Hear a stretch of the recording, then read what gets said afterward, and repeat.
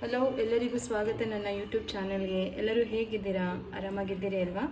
ನಾನಿವತ್ತು 100 ಗ್ರಾಮ್ ಸೋಯಾಬೀನ್ನ ಬೇಯಿಸಿಟ್ಕೊಂಡು ಅದನ್ನು ಮಿಕ್ಸಿನಲ್ಲಿ ತರಿಯಾಗಿ ರುಬ್ಕೊಂಡಿದ್ದೀನಿ. ಇದರಲ್ಲಿ ಏನಾದರೂ ಕಟ್ಲೆಟ್ ಮಾಡೋಣ ಅಂತ ಹೇಳ್ಬಿಟ್ಟು ಸೋಯಾಬೀನ್ನ ಫಸ್ಟಿಗೆ ನಾನು ಸ್ವಲ್ಪ ಉಪ್ಪು ಹಾಕ್ಬಿಟ್ಟು ಸೋಯಾಬೀನ್ನ ಬೇಯಿಸ್ಕೊಂಡಿದ್ದೀನಿ. ಒಂದು ಮಿಕ್ಸಿಂಗ್ ಬೌಲಲ್ಲಿ ಸೋಯಾಬೀನ್ ಮಿಕ್ಸಿ ಮಾಡಿದ ಅದು ಹಾಕ್ಕೊಂಡಿದ್ದೀನಿ. ಸೈಜು ಈರುಳ್ಳಿನ ಸಣ್ಣದಾಗಿ ಕಟ್ ಮಾಡಿ ಇಟ್ಕೊಂಡಿದ್ದೀನಿ, ಅದನ್ನು ಹಾಕ್ತಾಯಿದ್ದೀನಿ. ದೊಡ್ಡದು ಆಲೂಗಡ್ಡೆನ ತುರಿದಿಟ್ಕೊಂಡಿದ್ದೀನಿ, ಅದನ್ನು ಹಾಕ್ತಾಯಿದ್ದೀನಿ. ಫಸ್ಟಿಗೆ ನಾನು ಬೀಟ್ರೂಟ್ ತುರಿದು ಬಿಟ್ಟಿದ್ದೆ, ಅದಕ್ಕೆ ಈ ಕಲರ್ ಬಂದಿದೆ ನೋಡಿ. ಚಿಕ್ಕ ಸೈಜಷ್ಟು ಬೀಟ್ರೂಟ್ನ ತುರಿದಿಟ್ಕೊಂಡಿದ್ದೀನಿ, ಅದನ್ನು ಹಾಕ್ತಾಯಿದ್ದೀನಿ. ಆಮೇಲೆ ಸಣ್ಣಗೆ ಹಚ್ಕೊಂಡಿರೋ ಕೊತ್ತಂಬರಿ ಸೊಪ್ಪನ್ನು ಹಾಕ್ತಾಯಿದ್ದೀನಿ.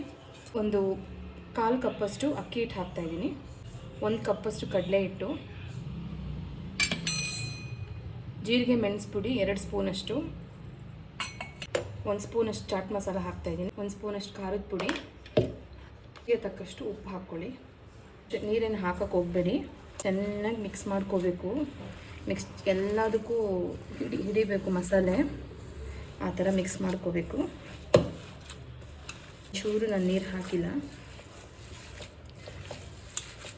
ನೋಡಿ, ಈ ಥರ ಮಿಕ್ಸ್ ಮಾಡ್ಕೋಬೇಕು. ತುಂಬ ಈಸಿ ರೆಸಿಪಿ ಇದು, ತುಂಬ ಹೊತ್ತಿನ ತೊಗೊಂಡು 15 ನಿಮಿಷದಲ್ಲಿ ರೆಡಿ ಆಗಿಬಿಡುತ್ತೆ ಸೋಯಾಬೀನ್ ಕಟ್ಲೆಟು.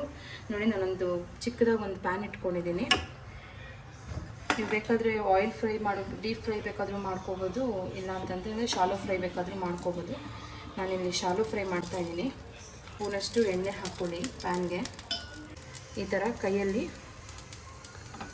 ಈ ಥರ ಕಟ್ಲೆಟ್ ಶೇಪ್ ಕೊಟ್ಬಿಟ್ಟು ಒಂದೊಂದೇ ಪ್ಯಾನಲ್ಲಿ ಇಡಿ.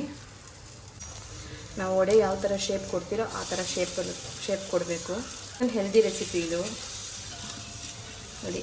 ಅದು ಹಾಕಿದಾದ್ಮೇಲೆ ಇಟ್ಟಿದ್ದಾದಮೇಲೆ ಇದ್ರ ಮೇಲೆ ಒಂದು ಸ್ವಲ್ಪ ಎಣ್ಣೆ ಸವರ್ಕೊಳ್ಳಿ. 2 ರಿಂದ 3 ನಿಮಿಷವರೆಗೂ ಬೇಯಿಸ್ಕೋಬೇಕು. 2 ಕಡೆನೂ ಬೇಯಿಸ್ಕೋಬೇಕು ನೋಡಿ. ಸೋಯಾ ಕಟ್ಲೆಟ್ ರೆಡಿಯಾಗಿದೆ. ಅದನ್ನು ಒಂದು ಪ್ಲೇಟಿಗೆ ತೊಗೊಳೋಣ. ಹೆಲ್ದಿ ರೆಸಿಪಿ ಇದು, ಮಕ್ಕಳಿಗೆ ಈ ಥರ ಮಾಡಿಕೊಡಿ, ತುಂಬ ಇಷ್ಟಪಟ್ಕೊಂಡು ತಿಂತಾರೆ. ನೀಟಾಗಿ ಬೇಯಿಸ್ಕೋಬೇಕಷ್ಟೇ 2 ಕಡೆನೂ. ನೀವು ಮಾಡ್ಕೊಂಡು ತಿಂದು ನನಗೆ ರೆಸಿಪಿ ಕಮೆಂಟ್ ಮಾಡಿ ಯಾವ ಥರ ಇತ್ತು ಅಂತ ಹೇಳ್ಬಿಟ್ಟು. ಆದಷ್ಟು ನನ್ನ ಚಾನಲ್ನ ಸಬ್ಸ್ಕ್ರೈಬ್ ಮಾಡ್ಕೊಳ್ಳಿ, ಲೈಕ್ ಮಾಡಿ, ಶೇರ್ ಮಾಡಿ, ಕಮೆಂಟ್. ವಿಡಿಯೋ ಇಷ್ಟ ಆದರೆ ಒಂದು ಲೈಕ್ ಕೊಡಿ, ಇಲ್ಲಾಂದರೆ ಡಿಸ್ಲೈಕ್ ಮಾಡಿ. ಥ್ಯಾಂಕ್ ಯು, ಧನ್ಯವಾದಗಳು.